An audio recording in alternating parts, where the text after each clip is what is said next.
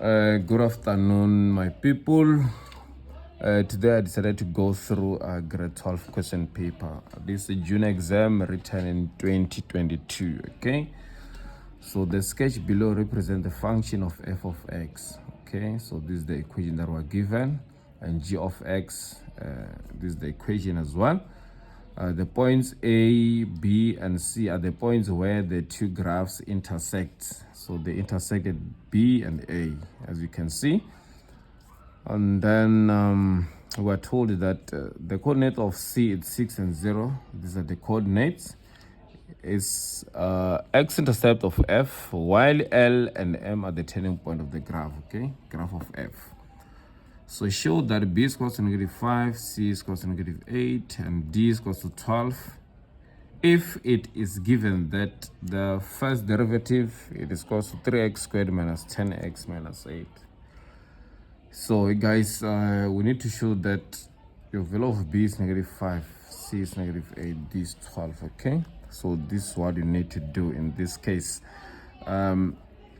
You have to find the first derivative of this equation that are given here. So let's check.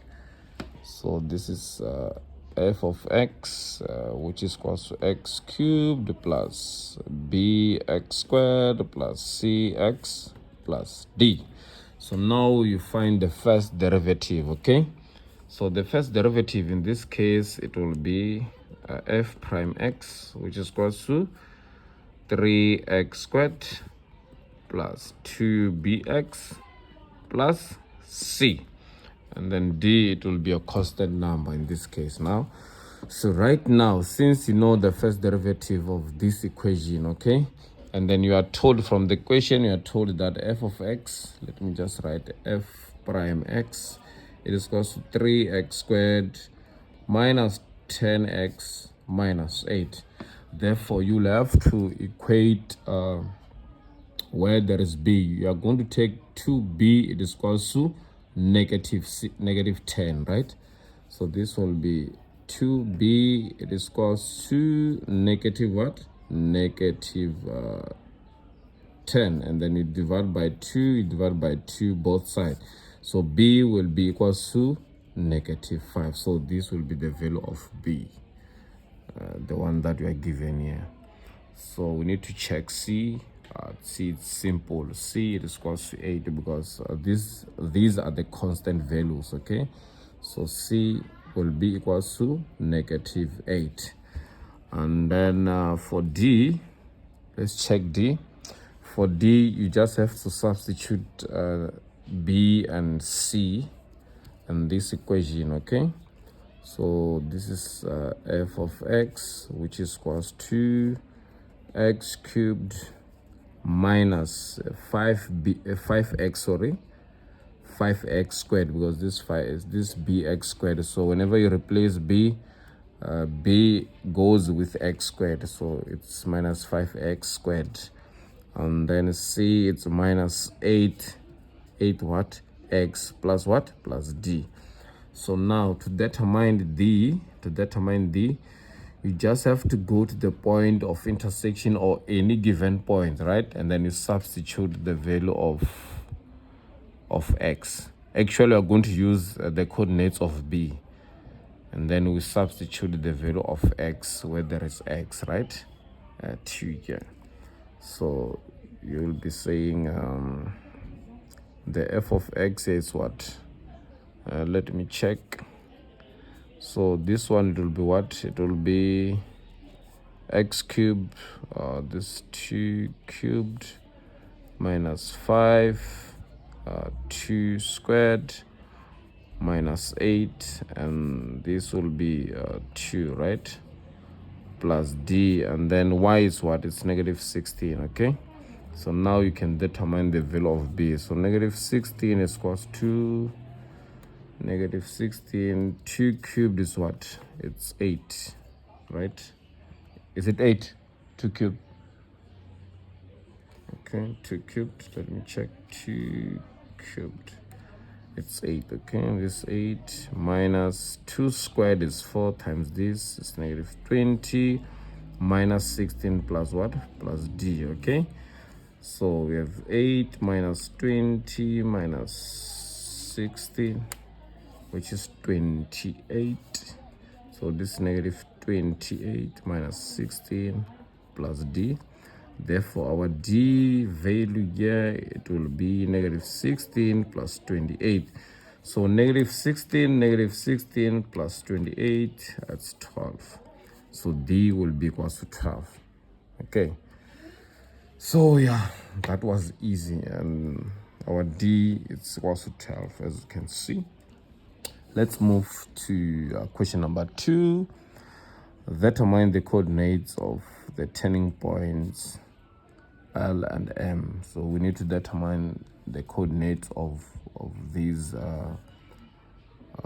turning points here. So with the turning points, you always use the first derivative. Okay, let me just substitute from the formula. We're told that this f of x, which is equals to x cubed, and then the value of b, it's minus 5x squared minus 8x plus 12. Okay, so first derivative is the one that we are given here. As you can see, first derivative, it's 3x squared minus 10x minus 8. So this will be your first derivative. So you need to equate this to 0. Okay, this equation should be equal to 0. Actually, f prime x, or f prime times x should be equal to 0. So it will be 0 equals to 3x squared minus 10x minus 8. And then you solve for x. Because this is a trinomial, you need to do what? You need to find the difference of two squares. So this will be 3x, and this will be x.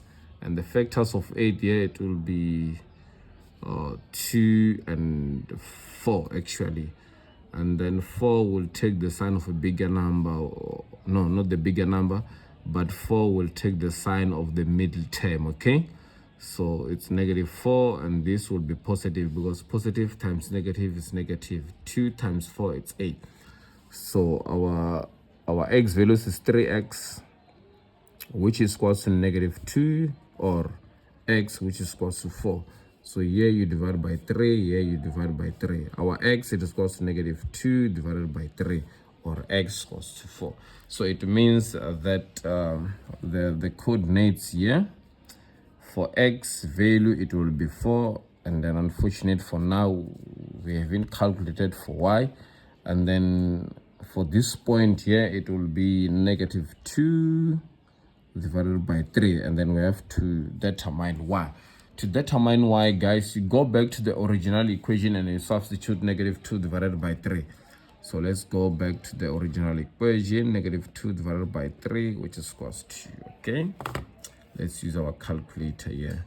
So it's basically negative 2 divided by 3 cubed minus 5, negative 2 divided by 3 squared minus 8, and this will be minus 2 divided by 3 plus 12. Okay, so let's use our calculator in this case. So this will be negative 2 divided by 3, this will be squared, minus 5, close bracket, minus 2 divided by 3 as well, close bracket. This will be squared, square, but this one, it will be the cubed. This one will be minus 8, open bracket, negative, let me say it's negative 2 divided by 3, close bracket, plus 12. And you are getting 400 divided by 27. So this 400 divided by 27 is the value of what? Is the value of y. It means here we have what? 400 divided by 27. So this is the value of y. Okay, so let's check for the value of y for m. For m, it will be 4 cubed minus 5, 4 squared minus 8, and 4 plus 12. And then you use your calculator again. So this will be 4 cubed minus 5 times 4 squared minus 8 times 4 plus 12, and then what do you get? Negative 36. So our y here, it will be negative 36. Yes. We are trying. So let's determine the equation of g. To determine the equation of g, we are going to use point A, or the y-intercept, point B, and point C. So these are collinear points. Collinear points, meaning that the gradient of AB, it is equal to the gradient of BC, or it's equal to the gradient of AC. So if ever we had another, maybe, let me say, another letter, maybe they name it D or whatsoever, you're going to say the gradient of these two, it equals the gradient of these two equals the gradient of this two, just like that. Okay, so let's try to determine the equation of G. So G of X, this equals to AX plus Q. Okay, so now we are going to use these 2 points because we know the coordinate of B, we know the coordinate of C, we do not know the coordinate of A at this point. Okay, so now we are going to say y is equals to AX plus Q. So now A, it represents the gradient of the line what? AC. So the gradient, it will be the gradient of the line AC. The gradient, it is equals to because here the coordinate is 6 and 0. Okay, so we're going to say 0 plus 16 divided by 6 minus 2. So I had to use addition here because from the formula it's negative times negative, which is positive. So this will be 16 divided by 6 minus 2. It's what? It's 6 minus 2? 4. Yeah, it's 4. Thank you very much. So this 4. And then when we divide this 16 by 4, we're getting what? We are getting 4. It means that the gradient of this line is positive. Therefore, the equation of a straight line, it's y, it is equal to 4x plus c. So plus c, we're talking about the q value. Yeah, so it means for this m, it was the value of a, and then now we have to determine q, which is c. So the value of c, you can use point B or point C. You just choose between the two. Okay, so now we are going to say let's use point C, right? Point C, the points, you have 6 and 0, so this will be 0, which is equals to 4 times 6 plus C. So our C will be equals to 0 minus what? It's basically minus 24. Yeah, it's minus 24. So C, it is equals to minus 24. Therefore, the equation is equals to 4x minus 24. Wow. So this is the equation. Yeah, so this is the equation. It means now we can determine this point here. This is the y-intercept, okay? But there is no need for such. 8.4, if it is further given that the coordinate of point A are x and negative 36, determine the length of AM. So the coordinates here, we're told that is x and negative what? Negative 36. So it's m and negative 36. It means that let's substitute negative 36 into the equation of g of x or the f of x, but the simple one is g of x. Okay, the g of x is the one that we've just calculated here, which is actually we're determining, right? So it's y is equals to 4x minus 24. So if y is negative 36, so this will be negative 36, which is equals to 4x minus 24. And then you take this negative 24 to the other side. So this will be negative 36 plus 24, which is equals to 4x. So now we can use our calculator. Negative 26 plus 24. It's basically minus 12, which is equals to 4x divided by 4 divided by 4. So our value of x in this case will be equals to 12 divided by 4, it's basically negative 3. So it means that x is negative 3 here, okay? So now you have to listen attentively. So we need to determine the length of AM. So the length of AM, it's basically AM is a straight line, horizontal, okay? It's a horizontal line. I should have used a ruler, but unfortunately, it's a horizontal line. So whenever you have a horizontal line, it means your y values are equal. As you can see, point A and point B, point A and point M. Do you see that? Yes. So now it means that you are going to focus on the x values. So this is what you need to do. You are going to say the length of AM, it is equals to, the length of AM is equals to what? It is equals to right x minus left x. It means that we start from the highest to the lowest, okay? So whenever I say right x, I mean that we need to go to the positive side and write the value of x. This is how I describe the length of a horizontal distance. But if ever it was a vertical, I was going to say, if AM was vertical, I was going to say, let me say, AM was going to say top y minus bottom what? Bottom y. Meaning that you're going to say you start from the positive side to the negative side, right? So in this case, right x is what? Right x is 4 minus open bracket. Left x is what? Is negative 3. Therefore, now you're going to say 4 negative times negative is positive 3. Therefore, the length of AM is 7 units instead of using a what? Distance formula. Very good. So let's go to 8.5.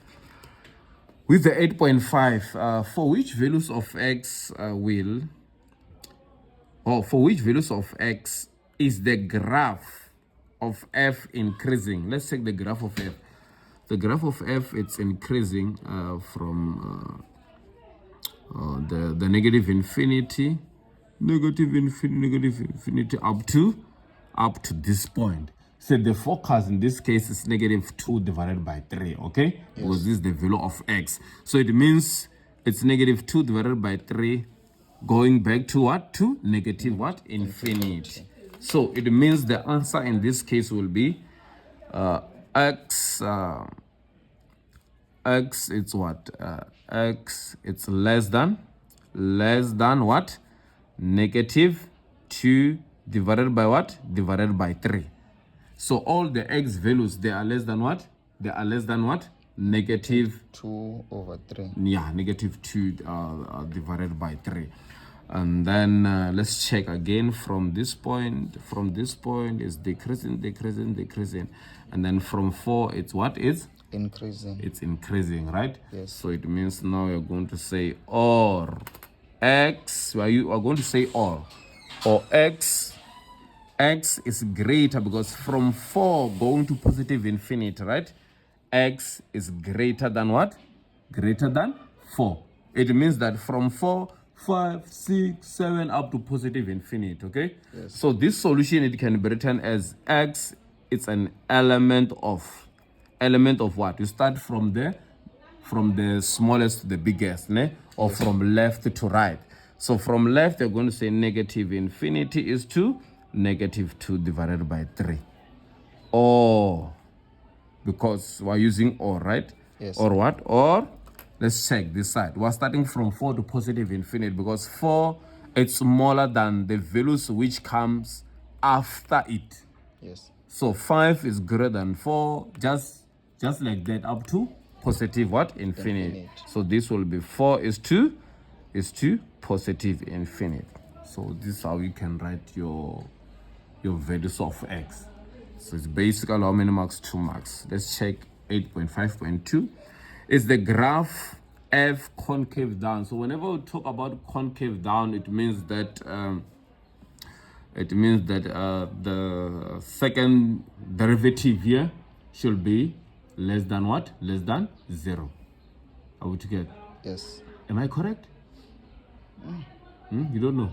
Yes. So I am correct to say that if the graph of f is a concave down, therefore it means that the second derivative should be less than 0. Okay? Yes. So let's find the second derivative from there.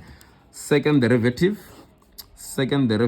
it's what? Oh, let me check here. Second derivative will be 6x minus what? Minus 10. This is the second derivative. Okay, so we're saying second derivative should be less than what? Less than 0, because the graph of f is concave what? Down. Whenever it's concave down, it's less than 0. But whenever it's concave up, it's greater than what? Greater than 0. So it means that 6x minus 10, it's less than what? It's less than 0, because it's concave what? Down. Therefore, you say 6x, and this one will jump to the other side, and then it will be a positive value, okay? Divided by 6, because we're solving for x, okay? Yes. So x will be less than what? You find the highest common factor of these two numbers. The highest common factor is what? Is 2. So 10 divided by 2 is 5. Divided by what? Divided by 6 divided by 2 is what? Is 3. 3. So this will be your answer. So it's basically f concave down if x is less than what? 5 divided by 3. Wow. Thank you very much, guys. You know, I was a bit hashing because I have to go to invigilation. So grade 12, just go through this video. I believe that it will be helpful, and fruitful. So this is productive, and I believe that you guys, you are going to accomplish successfully at the end of tomorrow's exam. Thank you. Thank you.